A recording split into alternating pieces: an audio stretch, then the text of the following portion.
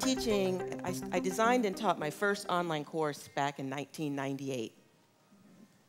So that was 15 years ago. And teaching online back then seemed revolutionary. At least to me it did. But it really wasn't that long ago. Just to sort of give you a perspective, in 1998, Google was founded. It's 15 years ago. Windows 98 was launched. I think we still have a couple of copies of Windows 98 on some laptops on our campus. Apple unveiled my beloved iMac in 1998. Gas was only $1.15. And imagine this, the US actually had a budget surplus. This was the first time in 30 years. Wow. So 1998, I was teaching. I'd been down at Central Arizona College for 4 years, so teaching college for 4 years, and I was getting a little bored. And that year was the year that we got our first computers on campus. So, you know, we used to teach without computers, if you can imagine that. And I thought, gosh, we should start teaching online. I'm gonna design and teach online. It can't be that difficult, can it? You know, I know how to teach. I know how to get online. I'm gonna teach an online class. It's got to be easy. Well, that's when I learned the first lesson about designing and teaching online. If it's easy, you're doing it wrong. Well, I was doing it all wrong. Fortunately, I didn't harm anyone in the process, but basically what I ended up doing was creating a correspondence course. You guys remember those? I designed all the materials basically from what I was already doing in class, and I just put them all up online on some web pages. Students would read what I'd like them to do, and then they would email me assignments. So basically, they'd email me assignments, I'd grade them, and it really wasn't a very effective course. It was easy for me, and it was easy for them. I'm almost certain that they didn't learn nearly as much as my students did that were in the face-to-face class. So I figured out that I was doing things wrong. So what I wanted to do was to try to figure out how to do better. And I started looking at different ways, and I figured out that there was actually training. So that's one of the next things I want to share with you, is don't fear the training. We didn't have a lot of it when I started back in 1998. I mean, think about it. We didn't even have a lot of computers on campus at first. But I was okay with that because I felt like, hey, if no one's there to train me, no one's there to watch me, I can do whatever I want and no one's going to care, right? No one's going to tell me I'm doing it wrong. But since I moved up to Maricopa and started working on courses early in 2000s, you know, I realized that there's a lot of training there. I actually went back to school, got a degree in instructional technology and distance ed, and that helped me learn about designing online courses. So I'm going to share some of those tips and things that I wish I knew before I started more today. So the first thing I realized is that teaching online is not just a day job. You know, when you give up your cushy Monday, Wednesday, Friday, you know, those schedules, 9 to 10, 10 to 11, 11 to 12, I'm done teaching, I'm going to leave by 1. You know, once you give up that cushy job for online teaching, you have to realize that your teaching doesn't end that early in the day. The reason why we teach online courses is because it's flexible. It's flexible for our students. They're working adults. They want to be able to take courses. And it's not unusual for a student to come home from working 8 to 5, make dinner, put the kids to bed, then start working on assignments and have an email for you, an urgent question that they need to have answered for that assignment that evening. So as an instructor, you have to decide if you're going to be an effective instructor, you can't expect for students to wait till it's convenient for you to answer. Now, that doesn't mean you have to give up your life and carry your cell phone around with you all the time. It just means that you have to decide if that's what's convenient for you to be that type of an instructor. Because if you make students wait, they're not going to be as effective as you would want them to be in your courses if they have to wait 24 hours, 48 hours for you to answer. So it's not just a day job. I read somewhere online, I think it was a professor from West Texas A&M, and he said that teaching online is more like a lifestyle than a job. And I thought, you know what, that's true. Because all the people I know that teach online are very techie. They are very used to using technology. They're not afraid to pick up their phone or their tablet or their laptop at any moment and interact with students or social media. So here's another lesson I learned that I wish I had known before. You know, there's a reason that TED Talks are 18 minutes. I remember in my second go at creating an online class, I was at South Mountain Community College at the time, and I thought, hey, I have this great idea. I teach this face-to-face class. That's the same class that I'm teaching online. I'm just going to record these videos of me lecturing in the face-to-face class, and then I'll put them online. Brilliant, right? Right? I thought it was a good idea. Well, after trying to figure out how to get 45 minutes of video, you know, this is pre-2005, before YouTube was even invented, trying to figure out how to get 45 minutes of video online, you know, just crazy. So I thought, that's not a good idea. I since learned that it's not a good idea because videos that long really aren't effective. So to be an effective online instructor, you want to make sure that you're using shorter, more engaging type videos. The videos are easier for students to work through. They can fast forward, rewind. They can take notes as they're going, pause, stop, and so forth. And it's also easier for you to manage and work with as well. So if you're going to use video in your online courses, you want to try to make them short and engaging, like TED videos.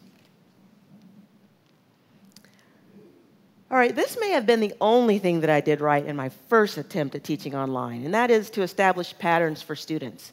One of the things that I learned after learning about how to teach online was that one of the key things that you learn is that you should modularize your course. And what that means is you take your course and you put it into chunks so that it makes it easier for students to learn the chunks. So you want to organize your course and say 4 to 7 sections or chunks of information in your class. In my course, it's pretty easy because I teach composition. So we teach about 4 to 5 essays, so I designed modules around those essays. What that does for students is you try to repeat elements in each module. So if you're going to have a discussion forum, you'll have a discussion forum, you'll have an essay, you'll have some assignments, you might have a group project, and each module then sort of repeats itself. After your students have gone through the first module, then they're very comfortable with your online course, and they feel comfortable about what's coming next. And you're not introducing new elements to the course. You're only introducing new concepts as you move forward in your course. It's also nice to set patterns about when things are due and when you're going to grade them and return them. So in my class, all assignments are due on a Sunday night. They will get them back on Wednesday. If they want to do rewrites, they have it to another Sunday. It's just a pattern that continues so that after 2 weeks, 3 weeks, students know that every assignment's due on Sunday. You don't need to ask. Okay? There's an assignment each week. That's another pattern that I've established. So there's no question about, oh, I didn't know we had an assignment this week. There's an assignment every week.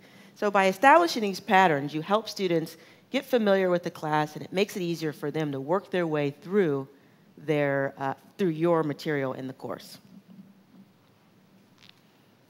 All right, here's an important one. You know, we forget that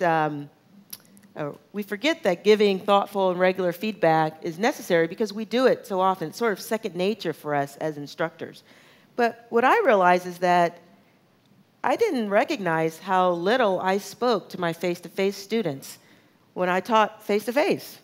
You know, you think that you're talking to them because they show up, you look at them, you might smile, you might say hi, you might say good morning, but you're not really checking in with them. You don't get to say to all 24 of those students that show up to your face-to-face class, hey, how are you doing? How did that assignment work for you? Did you have any trouble with it? By the time you did that, there'd be maybe 10 minutes left for you to teach the class, right? But what we get in online teaching is that opportunity to go beyond just grading our students' work. We can engage our students in different ways in the online environment.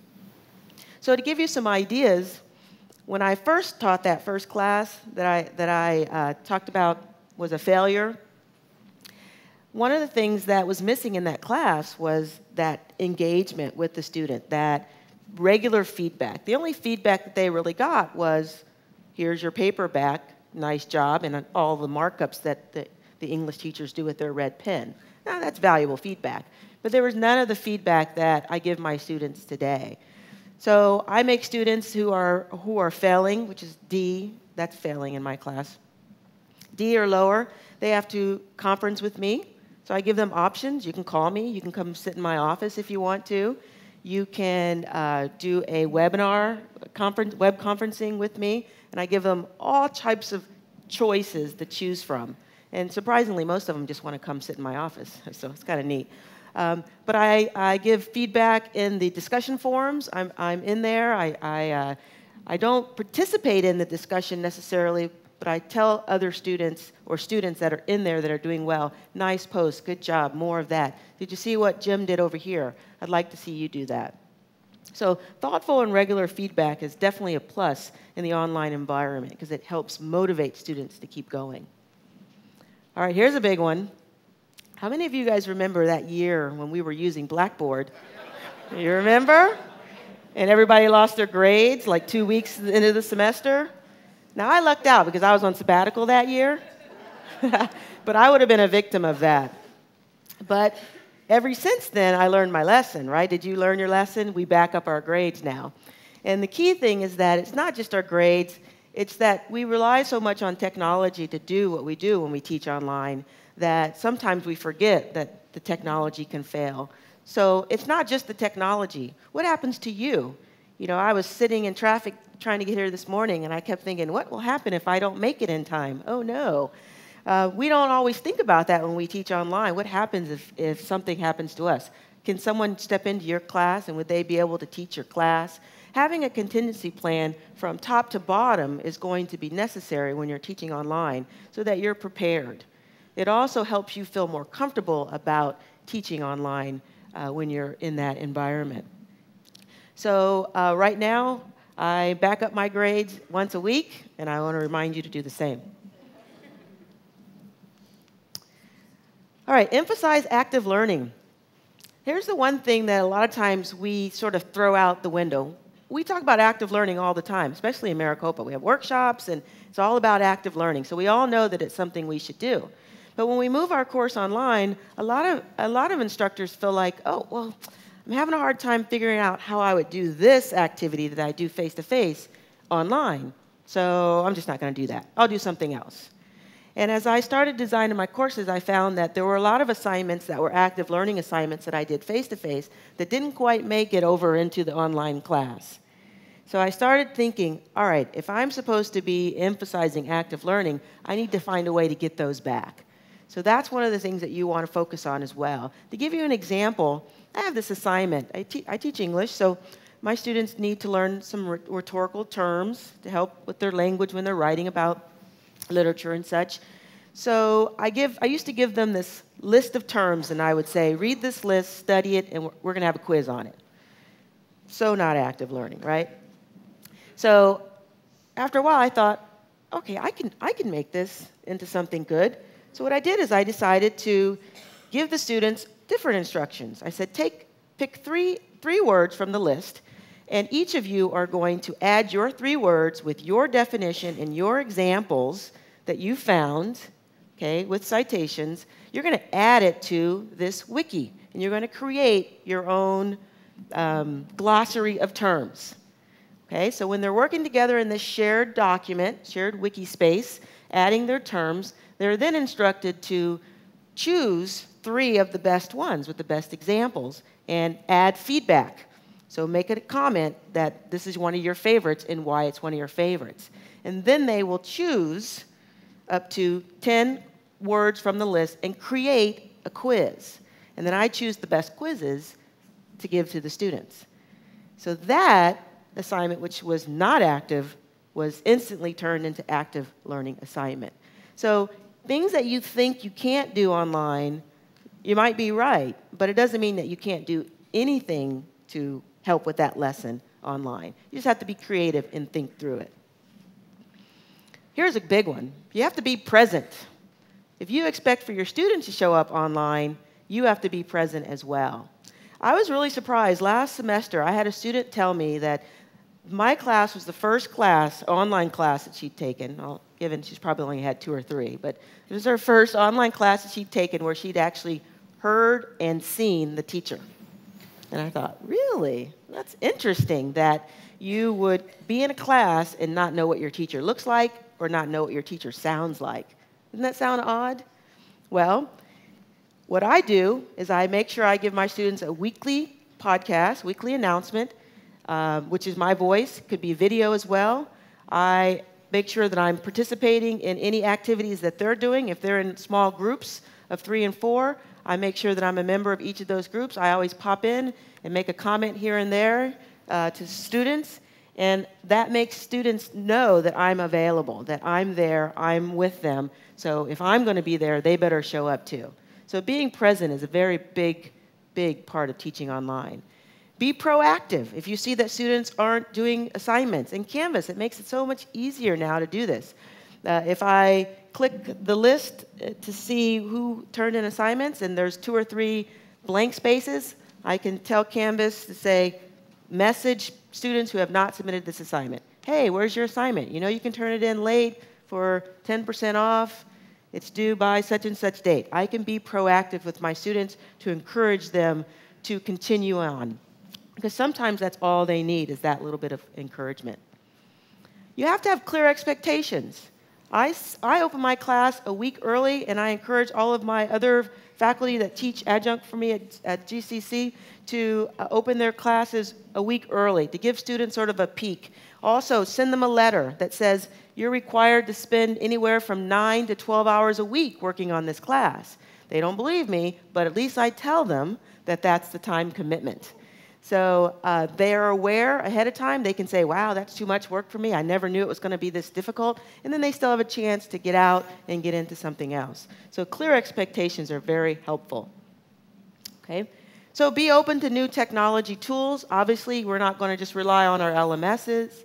But there's lots of different emerging technologies out there that you can use. Here's a list here. And then, of course, all of these new ideas that are coming up with gaming, mobile technologies, cloud computing, and such.